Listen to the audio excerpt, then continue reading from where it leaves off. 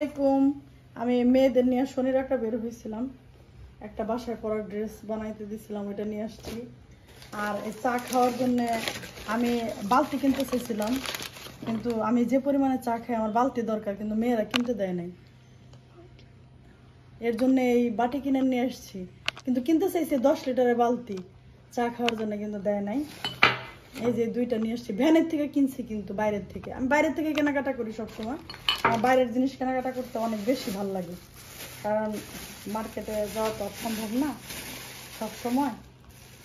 আর এইটা হচ্ছে এই যে কয়টা এখানে, আর হচ্ছে একটা হাসলি কেন, এটা কেমন হয়েছে আনহা বলো, তুমি হাসতেছো কেন? এই পোলাপান নিয়ে এই পোলাপান নিয়ে গেছিলাম আমি, সবগুলো নিয়ে। কেমন হয়েছে এটা মুখে বলো। আর ওদের ওই যে বাইরে নিলেই তো চা খাওয়াইতে হয়, তারপর আজকে মুগলাই খাওয়াইছি, এই ওরা আর খাইতে পারে না, 2 পিস বাচ্চা, পরে নিয়ে আসছি হাবিবের জন্যে।